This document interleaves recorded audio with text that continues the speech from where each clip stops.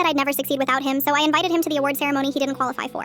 When I met Ryan, I was 22, broke, and doing my graphic design degree part-time while working at a coffee shop. He was one of those guys who treated confidence like a superpower, always talking like the star of his own movie. Handsome, charming, full of advice. At first, it felt like he believed in me more than I believed in myself. He'd say things like, "You're smart, babe, but you overthink everything," or "You just need direction, I can help you." I thought it was support. It wasn't. Over time, it became clear his help meant control. If I got excited about a project, he'd find a way to dismiss it. "That client only paid you because they felt bad," or "You really think this artsy stuff will pay bills?" Every time I pulled away, he'd reel me back with apologies. Once I told him my dream was to start a freelance studio. He laughed. You're too nice for business. You'd get eaten alive." The day I finally left, I was shaking. He didn't shout or plead, he just smirked and said, "You'll come back once reality hits. You're not built for the real world." It took me 2 years to get stable. I worked odd jobs, learned freelancing from YouTube, built a portfolio doing logos for small bakeries, cleaning companies, and one weird crypto guy who paid in gift cards. Slowly, I started getting clients, then referrals, then actual money. Fast forward 5 years. I run a modest but thriving design studio. We work with local businesses, hire interns from my old community college, and I stay stupidly grateful every day. Last winter, I opened an email that made me laugh out loud. It was from Ryan. He'd started a tech startup and wanted design help for branding and investor materials. His tone was painfully polite. He had no idea who owned the studio. I agreed to a meeting. The look on his face when I walked into the conference room and introduced myself as the creative director was delicious.